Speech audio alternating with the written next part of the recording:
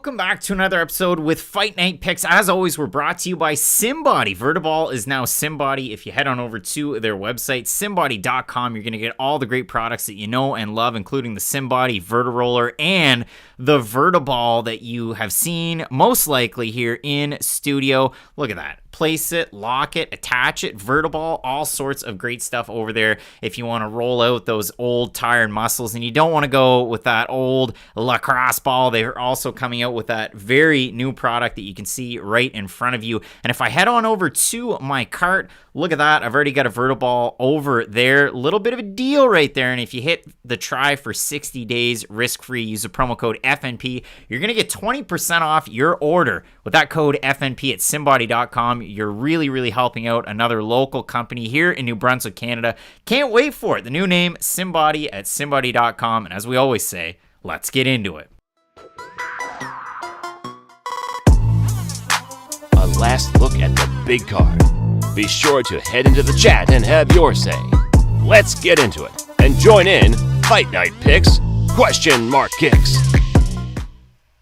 Ooh, boy, and welcome back with Fight Night Picks. As always, one half your host duo, Craig Allen. Twitter and Instagram at Craig Allen FNP. With me to my left, to your right. As always, respective socials, Matt Allen FNP. Now, I say all of this to start the show off because Matt, the chat fam that's over there, a lot of people have been hitting us up over the last week. Now, listen, 10-1 last week. You always hope for that. Who knows if it's going to happen this week. Just expect it, you know? Yeah, you just got to expect it. But listen, we got Blind Dog, Jerry Morse. Jerry, I don't know if I've ever seen you in the chat before. Austin Lefebvre, new guy, like Brian Lefebvre. How we doing, guys? Brian Lefebvre, like that episode of Always Sunny where they get the Philadelphia Phillies box tickets they're not supposed to have. We've got Kevin Mitchell over there, Billy Slaps. Is that like Billy Strings? Like, you know, alter ego. Alex Fox. Who else is over there? We got Tanner. We got Austin Loxon, Michael, D-Rod, DeOne, Chris McDowell, and we got Damari Sims as well. And JD and Matt, the chat is popping off. It really is. We're going to do our best to really try and pop in and out of that chat as the show moves forward. But we have a dynamic card coming up this weekend. 12 total fights. When we parlay it forward to next weekend, you guys saw the promo out there. Ortega versus Yair Rodriguez. That's a wild one. Co-main event falls off a bit of a cliff, but there is some name recognition, and that's an ABC card. Only the third ABC card and the first one of 2022. But Matt, we bring it back into this one. Bub Collins saying,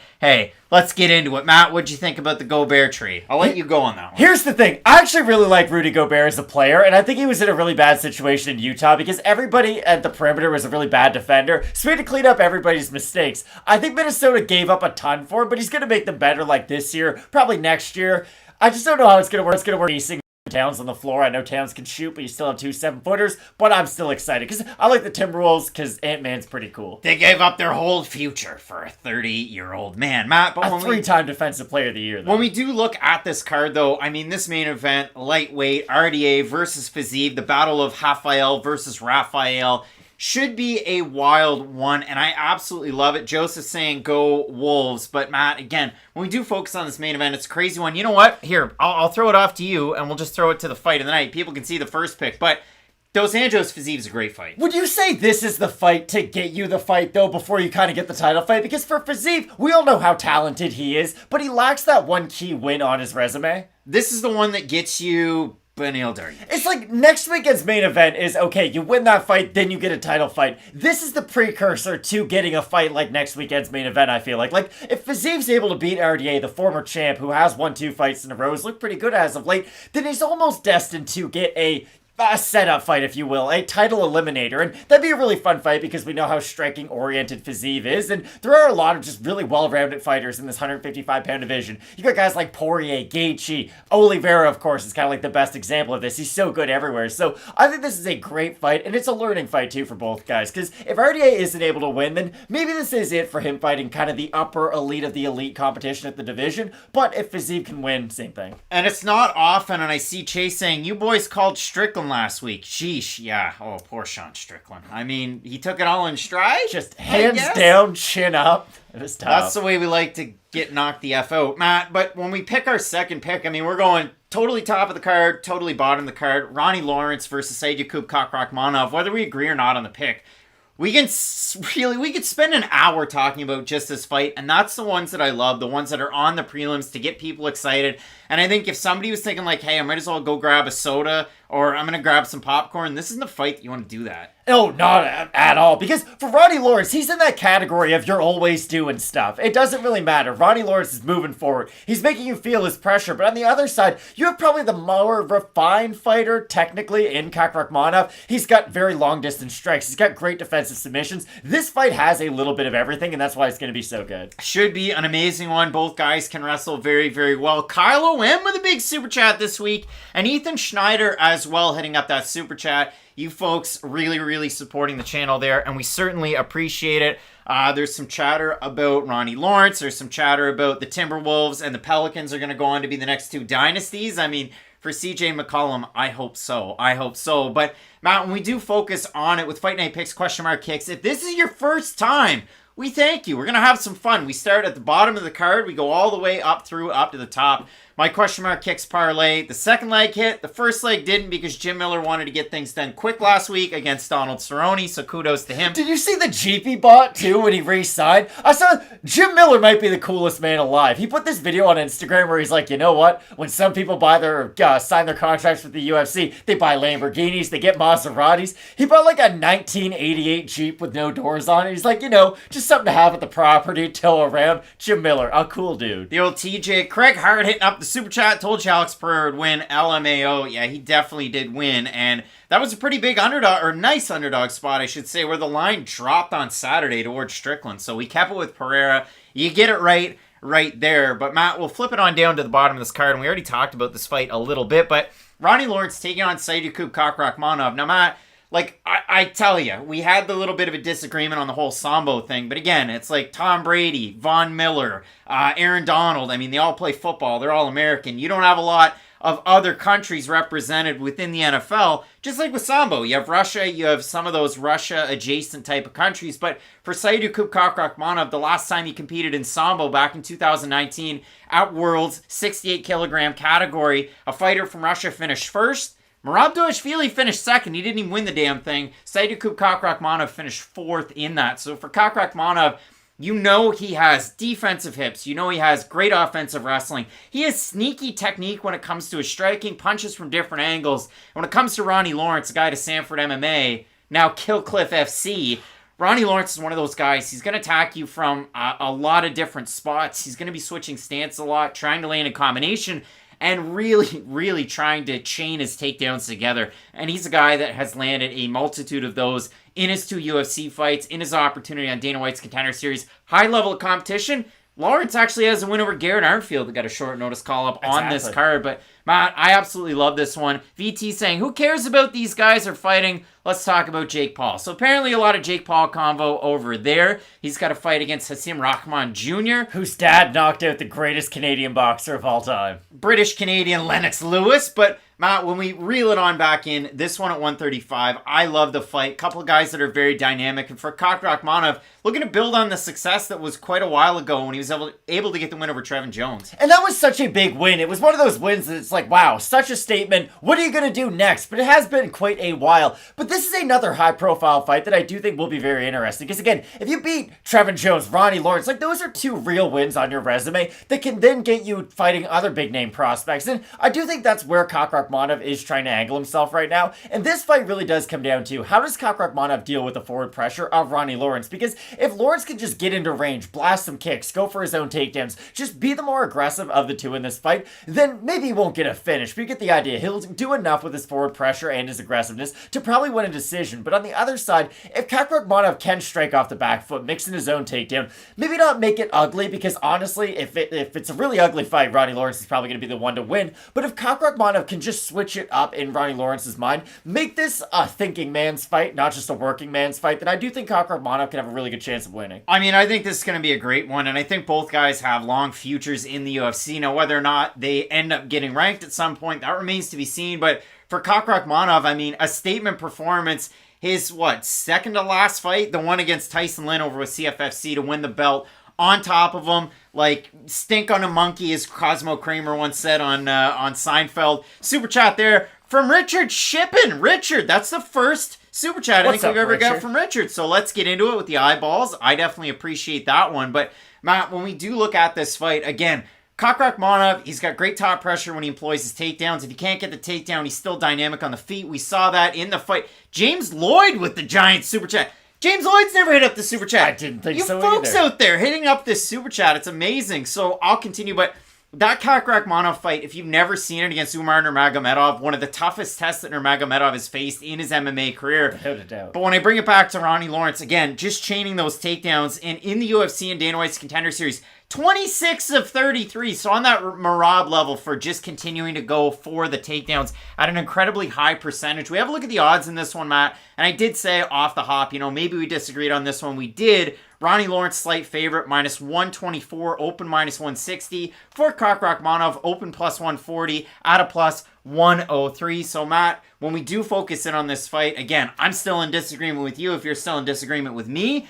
But I love the fight, and I still have Ronnie Lawrence. And I have Kakhramonov. I just think he's going to do a better job striking on the back foot. And if these two do get into very elongated grappling exchanges, I do think Kakhramonov will be the one who ends up in the top position. I think that's going to be most important throughout this fight. But again, we don't put this on the Fight of the Night screen because we think it's just going to be a one-sided beatdown. Like, this is going to be a competitive fight. Yeah, it really is a good fight. We move on to our next one that is a fight. And it exists. And listen, you know what? I do have this to say. I mean, for Karl Roberson, at least he's in a weight class where the weight cut isn't going to kill him. He's not going to lose too much out of it. But if you do see it up there on the screen, 202.5 pounds. So I don't know what to necessarily make of it. Now, Roberson's fought at 205 in the past, so it's not completely foreign to him. But you look at it, I mean, a fight against Glover Teixeira, competitive early until it wasn't anymore. And for Kennedy Nzechukwu, I talked about every single fight that he's ever had, Dana White's Contender Series and UFC adjacent, and I broke them down earlier on this week. But what I do have to say is, Kennedy Nzechukwu has the same problem in every single fight, except for, I don't know, the fight where he took on Dennis Bryan on Dana White's Contender Series, the second fight that he had on there. He doesn't have that killer instinct. He doesn't have that go switch. Like, he just kind of walks out. He's, as we'd say in French, he's à l'aise. Like, he's way too calm and, like, he's just kind of an oddball that way. So, if Nzechukwu gets moving, I think he's got a great opportunity because Roberson gets backed up against strikers all the time and looks for the counter hooks. And against Nzechukwu trying to hit the taller man, that could be a tough ask. Not only the taller man, the guy who's probably going to outweigh him by 20 to 30 pounds. And I don't think that's an over-exaggeration by any means. I think if Kennedy moved up to the heavyweight division, he would look a lot more like most heavyweights. Like, he would fit into that division almost like OSP does. Like, when OSP fought other heavyweights, when he fought Ben Rothwell, for instance, Rothwell's a huge heavyweight, but you didn't look at OSP and think, wow, this guy's very undersized in this matchup. Like, yes, he didn't look as big as Ben Rothwell, but Ben Rothwell's nickname is Big Ben Rothwell. Nobody looks as big as him. But get the idea. For Kennedy, I just think he's going to have such a big size advantage into this fight. I thought that at the start of the week before Karl Roberson had weighed in so light, and that almost just reinforces what I believed before. I still think Kennedy's going to be the one pressuring Roberson, and if he does get him up against the cage,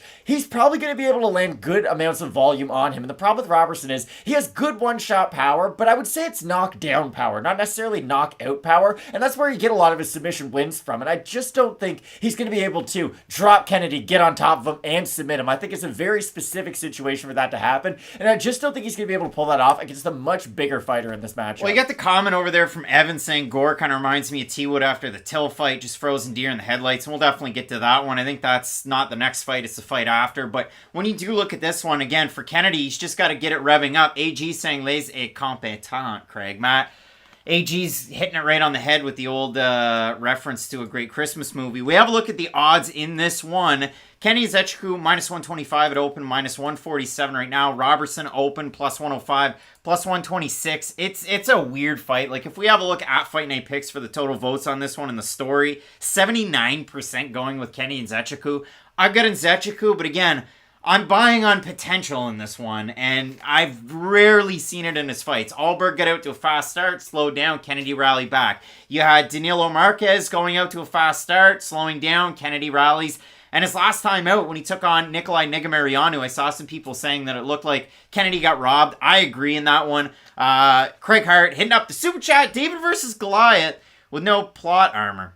Yeah, okay, that's true. But when you do look at this one, Matt, I have Kennedy. He doesn't use his reach all that well, or his height, which is something that we talk about just about every week. He has so much of it, though, in this fight, though, that even if he doesn't use it to his full potential, he's still going to have so much more on Karl Roberson. That's the thing. Like, I mentioned this earlier in the week with boxing weight classes. I know people don't like the fact that there's 1,000 champions in boxing, but the weight classes themselves are still pretty good. They allow fighters to fight at their more natural weight because you have a weight class every 6 pounds, not every 15 or 20 pounds in this case. And that's fun for Karl Roberson. If there was a 190-pound weight class, he would fit right into there. Just those last 5 pounds, I think, really take it out of him. And that's where you start to see sort of a diminish in his just competitiveness, I guess, at middleweight. I think at 205, you get him to his full potential, but he's not cutting any weight at that point. And then you're fighting guys like Kennedy who have to cut a massive amount. And I just think at a certain point, people do cut weight for a reason. I know it's a terribly unhealthy thing to do, but people still do it for a size advantage. And I really do believe Nzechukwu going to have that in this fight. I mean, you had Roberson pegged for 187.5 pounds. So change your mind. You went up 2.5 pounds. But I just don't really know where he's going to fight in this division. I just think 205 to 185 is such a ridiculous stretch for so many fighters that there should be a midway point between the two.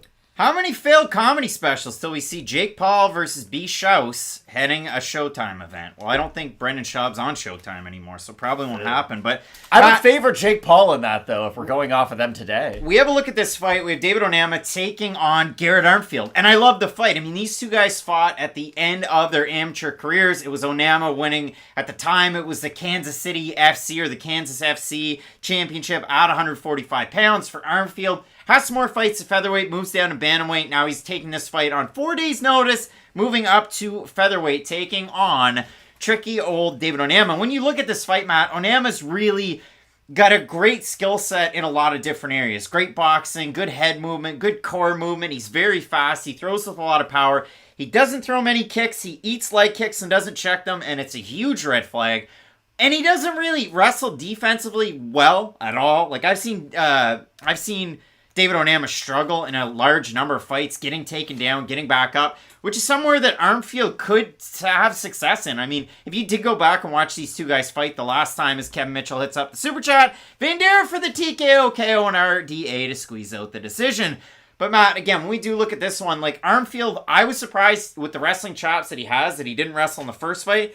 But basically, he just kind of pushed a pace at the start, got outstruck, and then second round, third round, Onama just poured on the pressure. And they had really fun striking exchanges, and they really did go toe-to-toe, but it was Onama winning all 3 rounds, 30-27. I just have one really big issue with Garrett Armfield in this fight. I think technically he's a very good fighter. I think this is a great signing by the UFC. I hate the fact that it's on a week's notice, up a weight class, let's just call it what it is. He will probably continue his career as a bantamweight after this fight against one of the better pure strikers in the division who knew he had a fight this weekend, and that really is a big key to it. I know it got canceled, but I don't think David Onama ate his feelings all night. I don't think he sat in his hotel room and ate like 9 Ben & Jerry's ice cream. Yeah, if you watch David Onama on Instagram, it was post after story of I want to fight. Give me a fight. Like, he's like, I'm ready. That's it. That's all he wanted this weekend. And he is a very motivated athlete by all accounts. David Onama does improve fight to fight too, and I think that's very important because I think we will see a better version of Onama in this fight that we even saw last time out against Gabriel Benitez. And you guys know how much I like Gabriel Benitez and how much a win over him means to somebody like me. So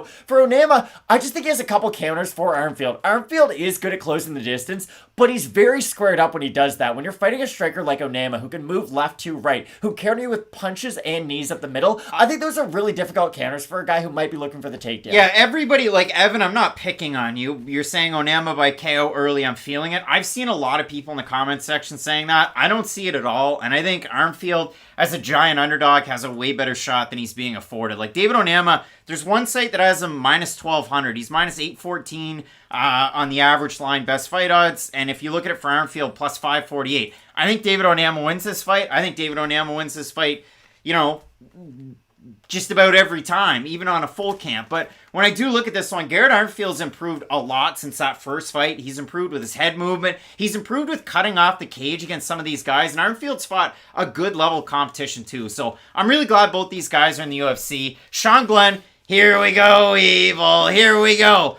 That's a great comment right there. That is. I mean, Sean, I'm going to miss Jessica I, and so are you. And a comment from earlier, before Evan's comment about David Onama, I just wanted to hit on it. Neftali Hernandez saying, what's up, guys? First time tapping into a live. I appreciate that out of you. Thank you. Canadians for the Cup. Onama has also been prepping his body for peak And Garrett's coming in late. He was feeding the goats at his parents' cottage or house. Would have been cooler if he said he was feeding the geese. Everybody would have got a laugh, but he was feeding the goats. Canadians for the cup. Jake Allen's got a new mask, and it's got the boat from the New Brunswick flag. I didn't see that. In it. That was cool. Pretty cool, but yeah, both of us going David Onama here. Yeah, without doubt. All right, we'll move on to our next fight, Matt. We have Cody Brundage. He's married to Amanda Bobby Brundage, and he's going to be taking on Tresean Gore. And Matt, I said this at the start of the week, and I want to say this now while we have an audience that's filling up that chat.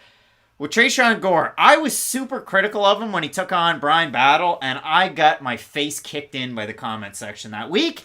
And then Brian Battle won that fight. But for me, with Tresean Gore, I think the pieces are there, and I think if he, throws combinations like he can, he throws the power like he can, he offensively wrestles like I know that he can, Tresean Gore can beat an amount of UFC middleweights, an amount of them.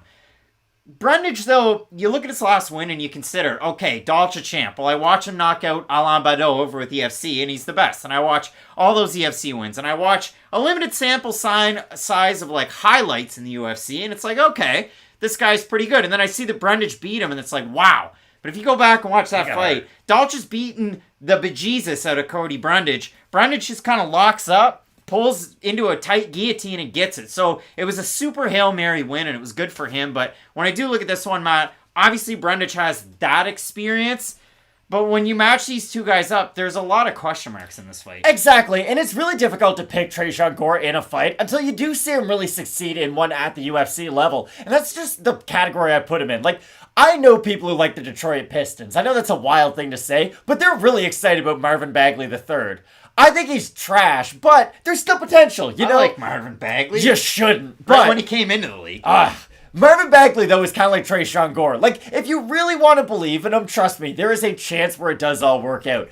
But let's say you're not a big fan of his. There are a lot of fights and a lot of moments throughout his fights that you can point to and where he is kind of struggling. He does lack that killer instinct, like you had mentioned with Kennedy just the fight previous. So for Tresean Gore, I don't not believe that the potential's there. I really do think that he could become a great fighter.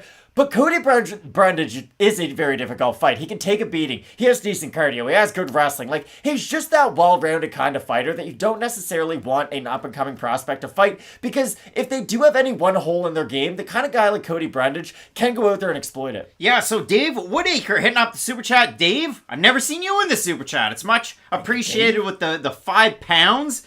Thanks for the hard work, boys. Never miss a QMK. Zach hitting up the Super Chat as well. Much appreciated. But yeah, when I do look at this one, Matt, I mean, for Brundage, you hate to see a guy, or you hate to know that a guy has a good chin because he's been tested a lot. But Cody Brundage is one of those guys. I've seen him beat good jiu-jitsu players on the ground. I've seen him out-wrestle wrestlers. I've also seen him out-wrestled by a wrestler, Nick Maximo, over at least controlled for periods of time. And that fight was close. Tresean Gore, I've seen him beat decent fighters. I've seen him lose the battle. And then I've seen him beat, poorer fighters, I guess. Non-UFC level guys on the regional scene. So if we just have a look at the odds really quick, I'll hand it off. Go ahead. If I may, do you think this fight really does come down to what you think of Brian Battle, though, overall? Because I feel like the people who are supporting Tresean Gore and this probably also have a very high opinion of Brian Battle and look at that loss and think, hey, that's a loss that anybody could suffer throughout their career. But if you are somewhat critical of Brian Battle, then a loss to him is definitely bad. I mean, for Canadians for the cup saying, where are you? Gore by second round KO. Vito is saying Gore by KO, so maybe.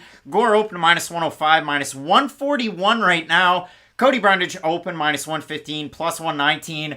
I mean, I like the fact now that, again, he's even more of an underdog. I hate that he got beat really, badly in the first round of that fight until he got the finish. But again, I've seen a lot of tape on Brundage. I think highly enough of Brundage. I think he takes this fight.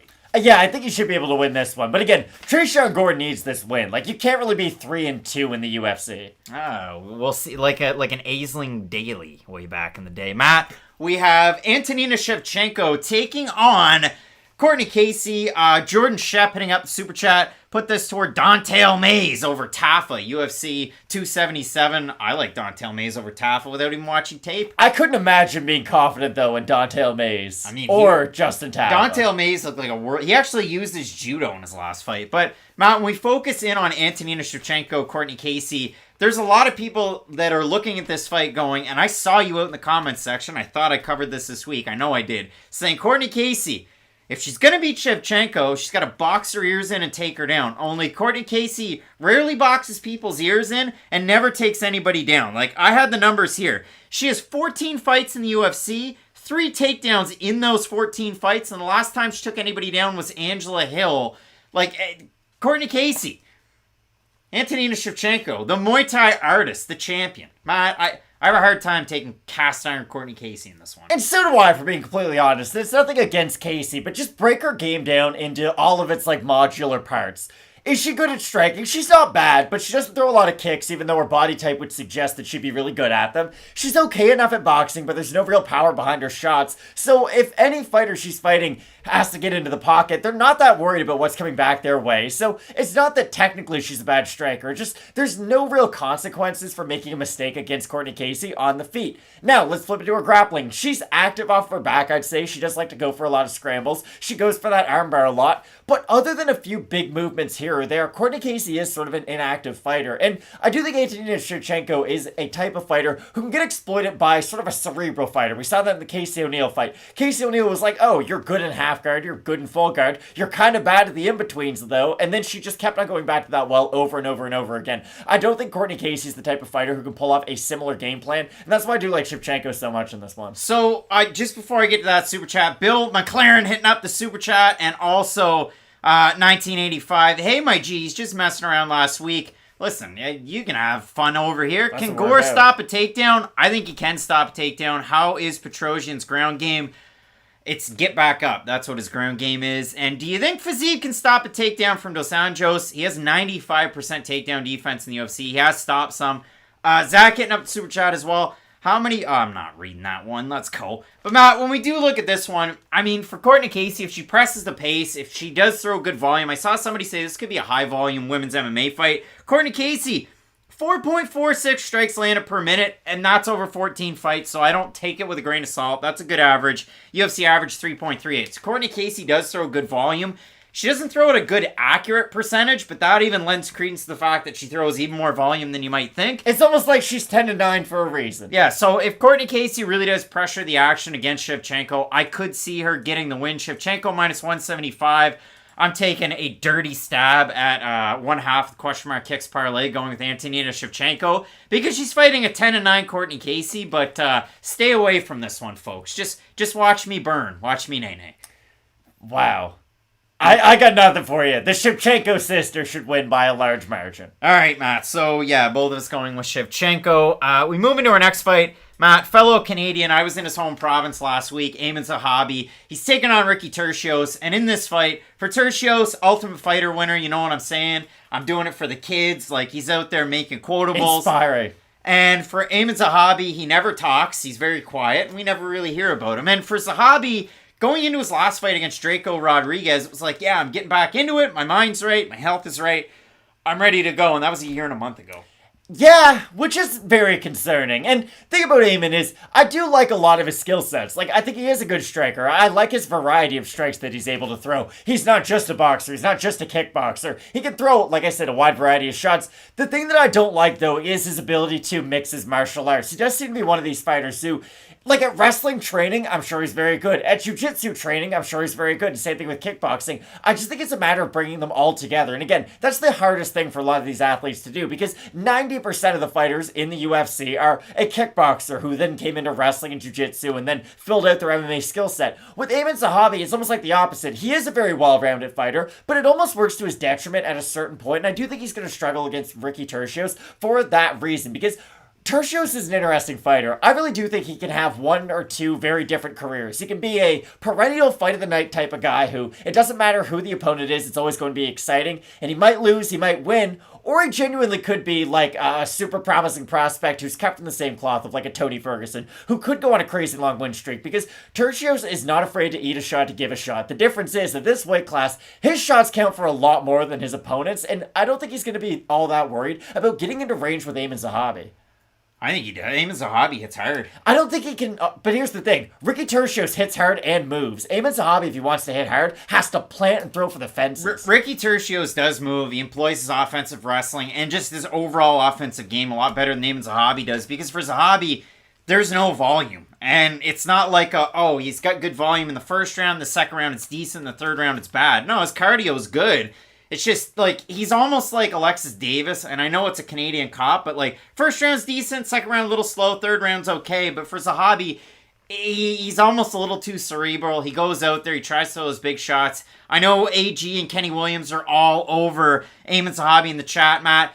Big time super chat from Malone Hart, who's hitting it up just constantly every single week. Thank you, Malone. Do y'all ever have a hard time picking against fighters you're fans of, or do you often pick against fighters that you want to win? I try and take the fandom out of it. We've been doing it for that long. I just try and take that out of it. Like, there's some fighters that are on the back wall, like Clay Collard and Carlos Newton. I'll be completely honest. The only fighters that I, like, cheer for at this stage are, like, fighters who are well past their prime, who are never going to get into the title shot. Like, when Robbie Lawler fought Brian Barberena, that was a fight I was all over. Cowboy Jim Miller, like, fights like those where you've watched this fighter for their whole entire career, and even though they might be near the end of it, you still remember them for who they were in their prime. Those are the fighters that I really like, but luckily, those aren't really the fights that we break down that are like make or break. Like Jim Miller, Cowboy, it's fun to break down. You like a lot of things about both guys. Whereas like Max Holloway versus Volkanovski, it's like, oh my goodness, these guys are still at the peak of their powers. It's so hard to tell. Chris Bobbitt. So who do you guys pick as your six fighters to score the most points? Chris Bobbitt.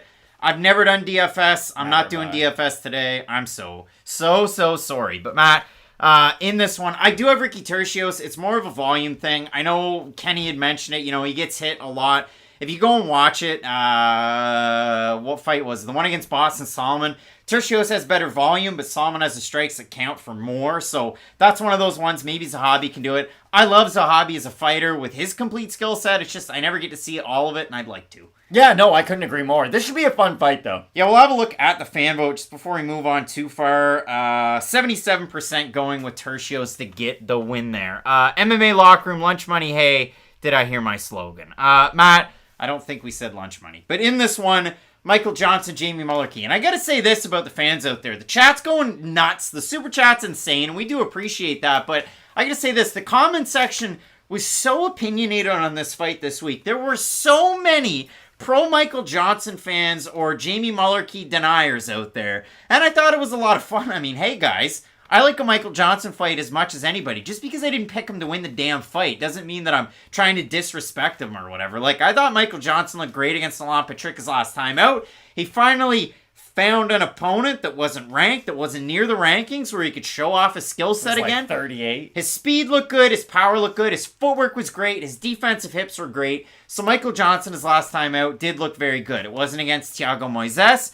where he had a great first round and then got submitted in the second round. It wasn't like any of those other fights that he had recently. And for Jamie Mullarkey, a guy who gets his chin checked, bites down on his mouth guard and throws forward, he's a throwback to yesteryear. So in this fight, I think it's going to be fun. I like the length, the size, and the shots of Jamie Mullarkey. But if the menace comes out here quick and ready, he does have a good shot. Like, I'm staying away from this fight, but my pick is Jamie Mullarkey. I like Jamie Mullarkey quite a bit in this fight, honestly, and it's just because Michael Johnson didn't really stop the bleeding with his last performance. And again, maybe a big win over Alan Patrick can mean a lot more to somebody than it does to me. But my opinion on that was, okay, you beat a guy who you were definitely supposed to beat. Like, if you lose to Alan Patrick, then we're asking ourselves, like, okay, what the hell really happened to Michael Johnson? Like, this is an all-time decline we'd be talking about. So, it kind of reminds me of when Cub Swanson beat Daniel Pineda. It's like, yeah, that's a great win, but I now don't think Cub Swanson's going to beat Giga Chikadze or anything like that. Like, you can stop the losing streak, and just not automatically go on another winning streak. And I think this is a fun fight. Again, people remember Michael Johnson for being the guy who knocked out Dustin Poirier in a main event. He beat Edson Barbosa in a really fun fight. Of course, he famously beat Tony Ferguson by decision as well.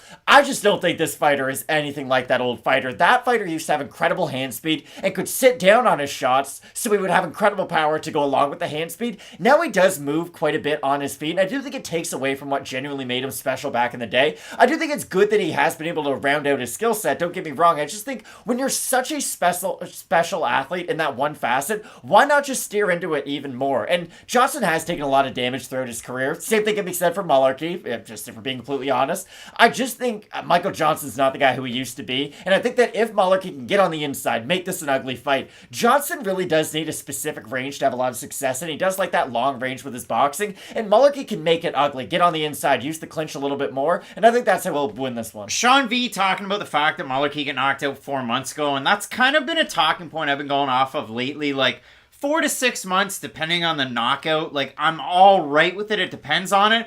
But, like, again, Dana Bakary got knocked out, took a month, and then came back and fought. That's a bad idea. Next week, Dwight Grant's fighting. He just got knocked out a month and a week ago. Like, that's a bad idea. And he's going up a weight class. So, I don't like stuff like that. But in this fight, I'm all right with it when it comes to Mullarkey. 62% going with Mullarkey, 38% going with the menace, Michael Johnson. And if we have a quick look at the odds in this fight, for some reason, they got him shuffled and shook up. There we go. Jamie Mullarkey, minus 230. Like, that's the thing that I don't love. Michael Johnson, plus 187. Like, I'd like Mullarkey if he's less than a minus 200, but he's not. So I stay away. Just like that old Alice in Chains song. I agree with you. I don't love the odds on this fight, but my pick is still Mullarkey. I still think he'll win. All right, Matt. We'll move into our next fight. Hey. Got canceled. Did it get canceled? Yeah. Are you kidding me? You didn't know that? No! Sorry. Yeah, Cynthia Calvillo versus Nina Nunes is off. Well, now we gotta check it on Twitter. Let us know in the comments section. Jumping Jeeps. Or I could just let you know as your brother sitting next to you who also does these Alex videos. Fox, you shared this, so thank you for sharing it on Twitter, Alex Fox. That I means thought a you lot. knew about this. No, Sorry. I didn't know about it. Oh my goodness, Craig. Yeah. I'm not gonna lie, I didn't think this fight was gonna be incredible. Why is it off? I don't know. 2 hours ago, per Instagram post from Nina Nunes, it's going to be rescheduled. All Come on, right, Craig. we'll move into the next one. Jared Vanderaa takes on Chase Sherman. All right, these are heavyweights. They're unranked. They're 1-4 in their last 5. It's a bad fight. I would agree.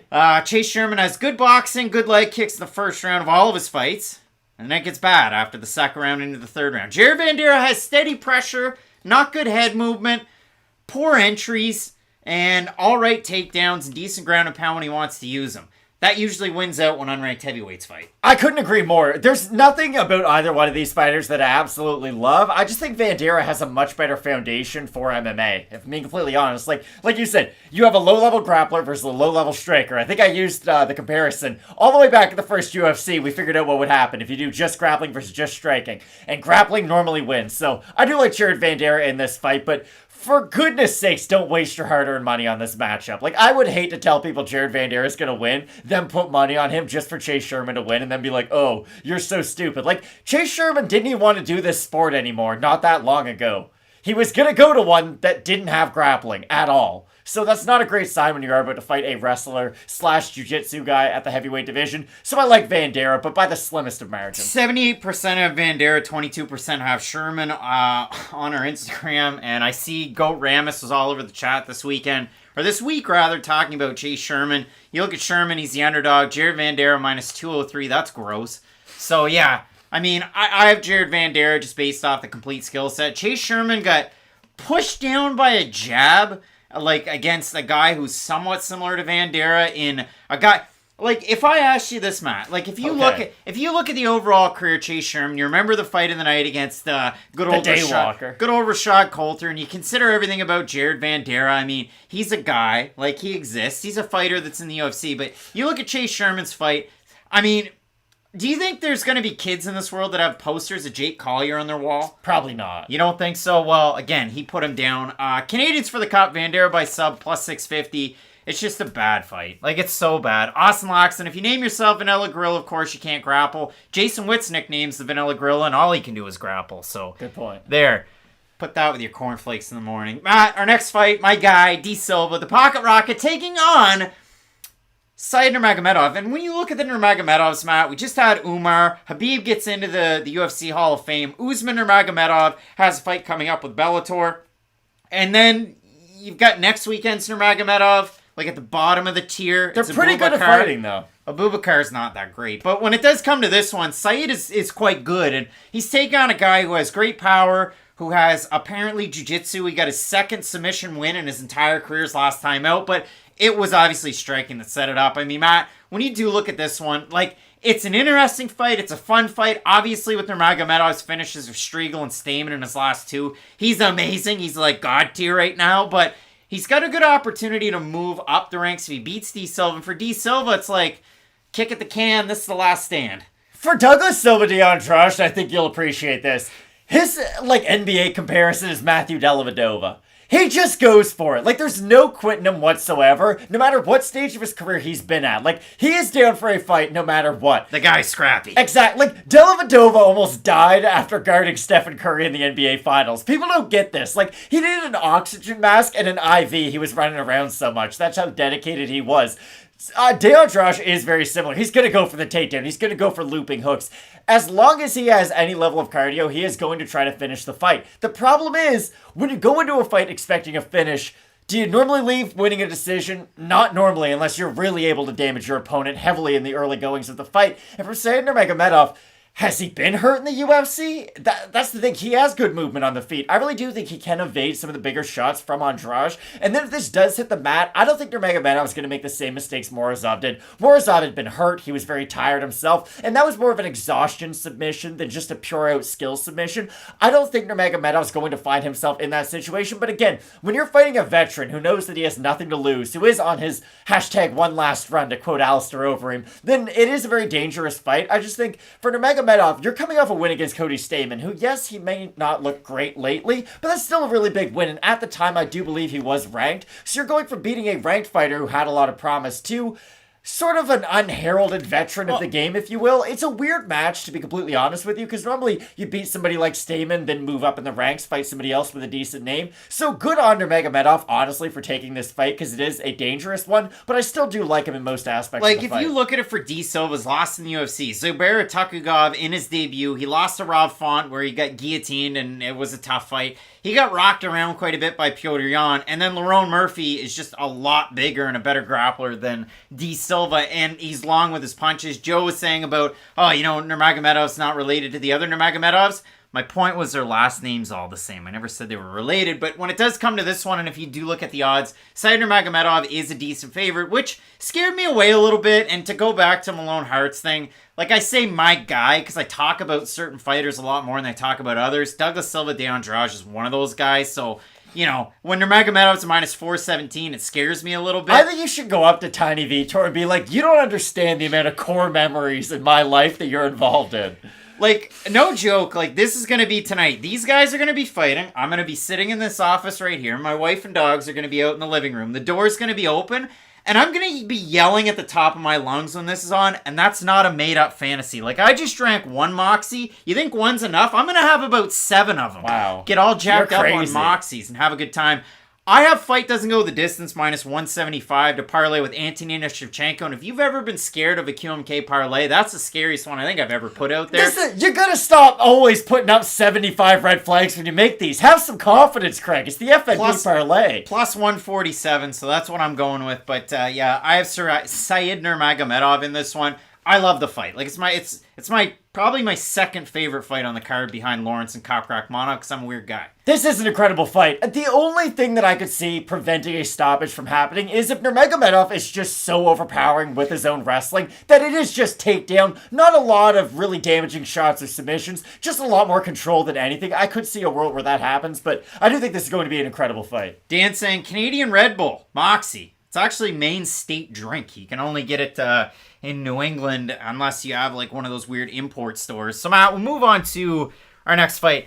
Caio Borralho taking on Armand Petrosian. And again, like, start of the week, going with Caio Borralho. And if you have a look at the odds in this fight, Caio continued to gain as a favorite, I guess, from when we made the video. Because Caio opened minus 300, jumped up to a minus 140, and then the line's gone back down as the week's gone on. So minus 232 as it is right now. For Petrosian, plus 192. Obviously, Petrosian's a way better striker than Caio Borralho. Borralho's a wonky striker. He's got his own kind of karate that he employs.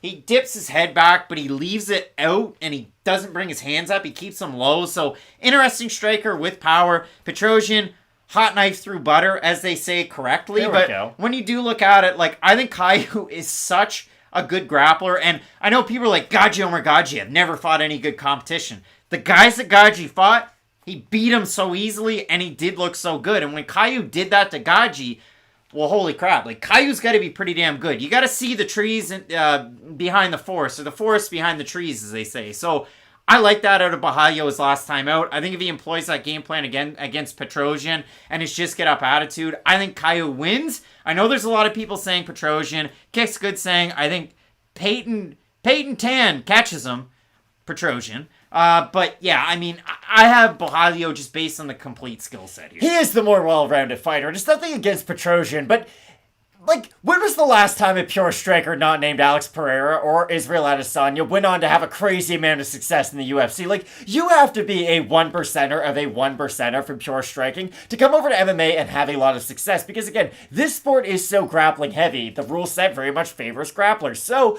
I do think Tresean is going to have a tough time in this matchup. Because like you said, Bahalio can strike a little bit. And that's the difference in this fight. I think Bahalio can strike with Tresean. In limited moments, of course. He's got to be smart about it, but I don't think it's just, oh, he's losing every exchange on the feet. And the difference is, I don't think Tresean can do anything on the mat if he does find himself there and he's not able to just immediately get up. So maybe he can catch Bahalio at some point, but I do like Caio in this matchup. Clay saying, I could see this fight going a lot of different ways. You bet at Tresean decision plus 430. I'm kind of surprised decision plus 430. You'd think it'd be a little bit lower. So maybe that's a smart one right there. Clay's quite right quite often. Bahalio, 70% at Fight Night picks in the story, 30% with Tresean. Bahalio, decent favorite though, so make of it what you will. But Matt, our main event of the evening, Rafael dos Anjos, Rafael Fiziev. What a fun fight for Fiziev's last time out. Standing TKO victory against Brad Riddell.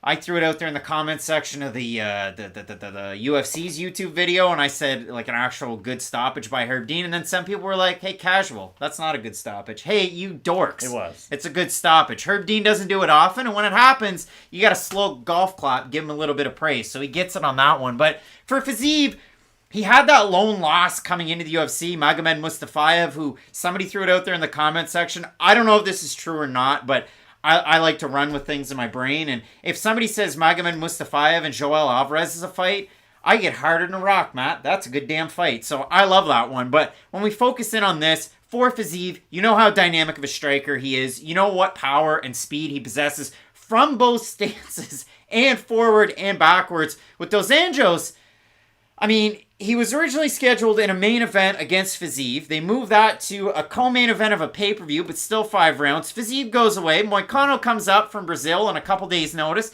They weigh in at 160. And I don't know if Renato Moicano's ever going to look like the same guy again. He looked like the Elephant Man after that fight.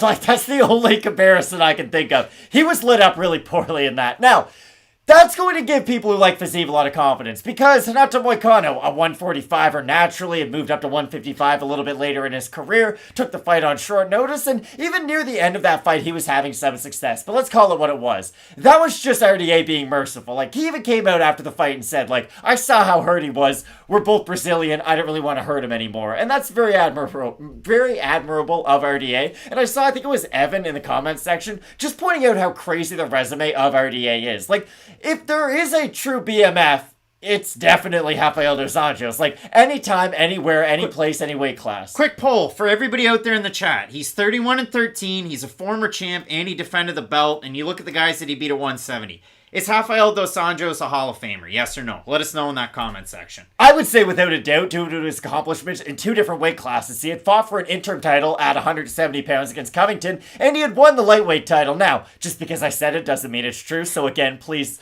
let us know what you think. But this is a very interesting fight, because if Fiziev isn't able to win this one, there's so many other lightweight prospects who are about to emerge, or about to break that ice, that you wonder how long it's going to be until he gets another really big opportunity. Because we point to guys like Damir Ismagulov, Mateusz Gamrot, even Guram Kukataladze, who had lost Ismagulov, but still a very competitive fight. Those guys are also looking for their first big opportunity, and you know that the first one of them to lose just gets shuffled to the back of the deck again. So for Fiziev, I think this is a much more important fight than people do realize, because he might be at the front of the line right now for exciting lightweight prospects, but that line's what, 15, 20 fighters deep? It is, and I read the comment over there from Cody Ewell saying no, because I don't want it to be unanimous. But yeah, I think Dos Anjos is definitely a Hall of Famer. And he beat some notable guys at 170 pounds. Submitted Neil Magny, beat Robbie Lawler, like, very impressively. You look at the odds in this fight, and it definitely does tell a story. Dos Anjos, an underdog. He's at a plus 176. for Fiziev, minus 214. I mean, listen, we threw the poll up there. 58% here in the chat have Fiziev to get the win. That's 537 votes. So, Matt, I mean, people going with Fiziev, is it just based off the striking? Can he defend the takedowns?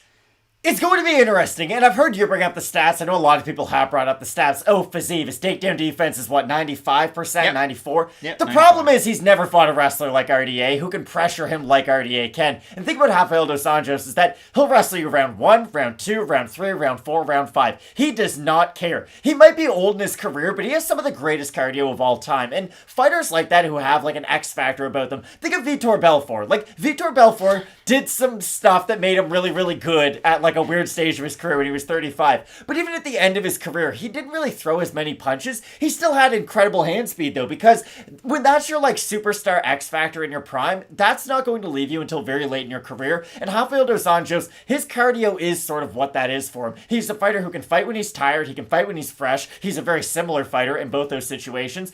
I just think Fiziev can defend some of the early takedowns, and that's all that's going to matter, I think. I don't think this fight goes the distance. I will say that. I'm not sure what the odds are on that. I did not check. But if RDA is going to have success, it's going to be from about midway through the second round on. And if RDA is just rolling, hitting you with takedowns, getting you into bad positions, I could expect a submission finish from RDA in the 4th, 5th round. Kind of like the Kevin Lee fight when he was able to get on top of him after weathering the storm from Kevin Lee, and then he was able to submit him. The flip side is, I think Fiziev's going to really damage RDA on the feet, unlike his last couple opponents have been able to. And I do think Fiziev has genuine knockout power at this weight class, and it pains me to say this, because I do not want to see Rafael dos Anjos get knocked out. It would just hurt like the MMA fan in me, but I do think Fiziev is a much better striker at this stage of his career, so I'll be picking Fiziev in this fight, but I think it's an incredible main event. I don't know if I'm totally sold on Fiziev, like, over at Killcliff MMA. Like, I mean, it's been a weird kind of, I guess, fun house, if you will, if you want to look at it that way. And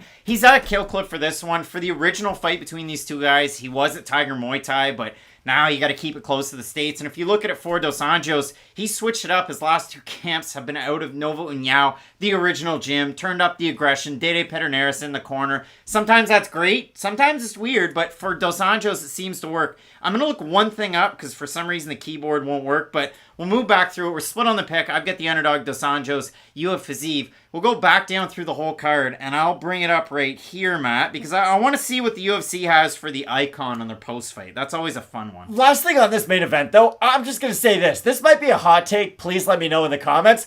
I think Fiziev would destroy Conor McGregor if they ever fought. I saw Conor being like, hey, I'd axe kick him if he tried to do that lean back kick defense against me. And Fiziev was like, that'd be cute trying it. I don't think that's the fight Conor should come back to. It's Dos Anjos in the post-fight press conference picture. They like to go with that, and then they'll switch it. But yeah, I think they both beat him. I've got Dos Anjos, you've got Fiziev. We'll rip it back through the entire card. Chase is saying, can we hear Fight Night picks parlay at the end? I'll throw it out as it goes along. Ronnie Lawrence, Saidyokub, Kakhramonov.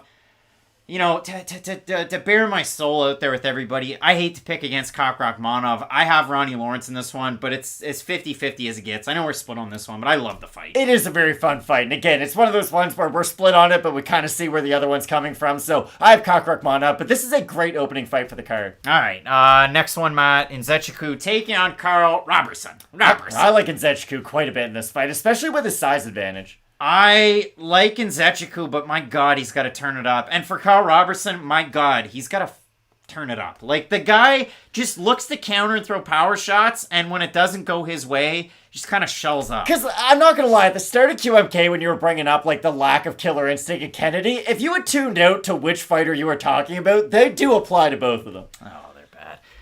Matt, our next one, David Onama, Garrett Armfield. If you're going David Onama minus 800, you're a donkey. I've got David Onama to win this fight, but Garrett Armfield's got a way better shot than that. And the people that are saying first round knockout Onama, you silly goose you.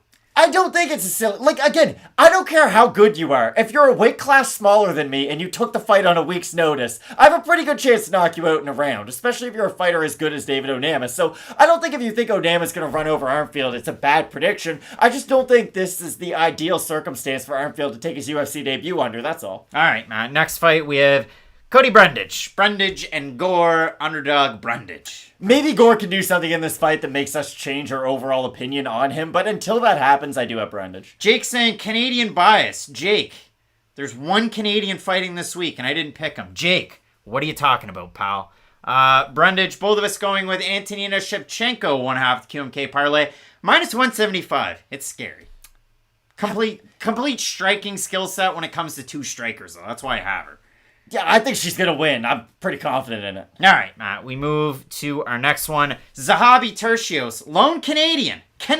Not going with him. Got Turcios in this one. Yeah, I like Turcios in this. All right, Matt, next fight, we have Michael Johnson, Jamie Mullarkey. And listen, if the Canadian bias, fellow member of the Commonwealth, Jamie Mullarkey, I've got Jamie Mullarkey to win. Because that's what we go to when we have nothing else. Here's the thing.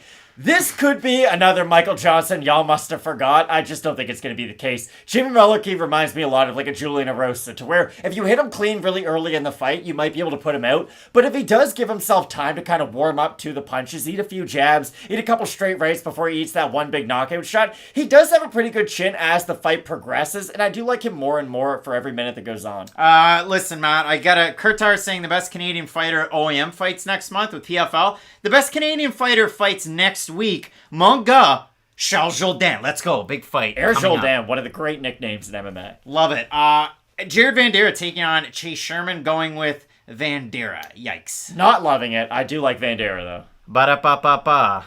Not loving it. Doug Silva de Andrade, my guy. Said Nurmagomedov. Want to say Saidyokub, but it's not. Cut that out. I have fight doesn't go the distance, -175, and I'm picking Nurmagomedov to win.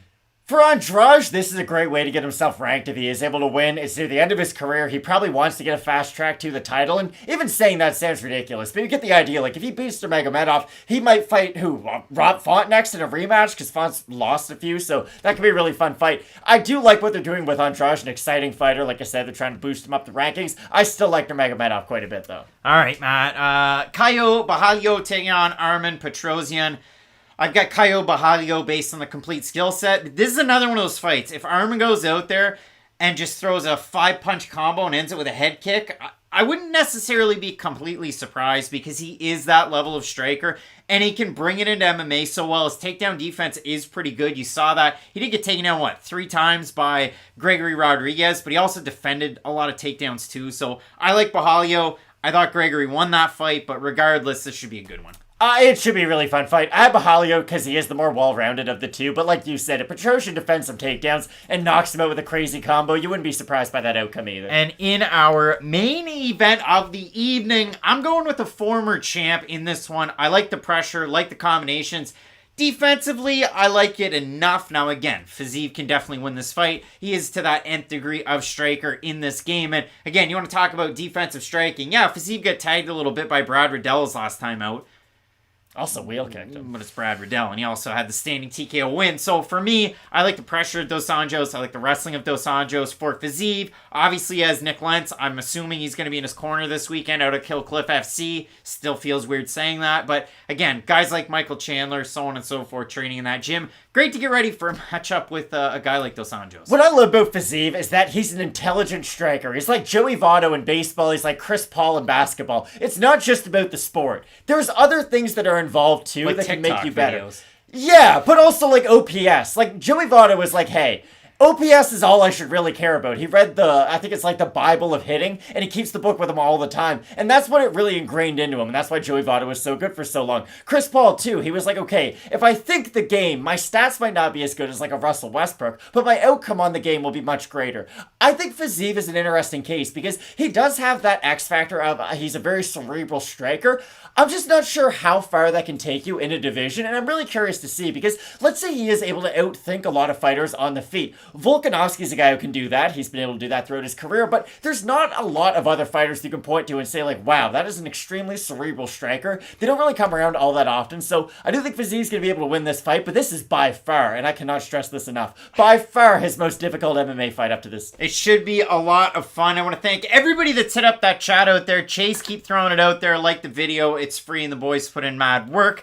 Tomorrow, we're going to get together. We're going to tape a big time card. Ortega taking on a guy named Yair Rodriguez. That should be a fun fight. It's an interesting card. It's an ABC card, so they have absolutely stacked it. There's one late switch. You had Hussein Ashkabov out of his fight against Herbert Burns. You have Billy Quarantillo out of his fight against Bill Algeo. So Algeo and Herbert Burns in a Frankenstein fight. It's a fun one because Burns hasn't fought in a very long time since he lost his last fight. Bill Algeo just picked up a big win over Joe Anderson Brito and then basically told the world to suck it after he won that fight. So an interesting one there, but it is a full card and it should be a good one. So really looking forward to that one coming up next weekend. And like you said, ABC card, only the third, extremely stacked too, and that's the really nice thing about this card. From top to bottom, there's fights that anybody can get excited for, and Ortega versus Yair, it's not like a $69.99 pay-per-view main event. It's like if the UFC made pay-per-views where they're like $19.99, Yair Rodriguez versus Brian Ortega, but the card's stacked. Max Holloway, Calvin Kattar was an ABC card.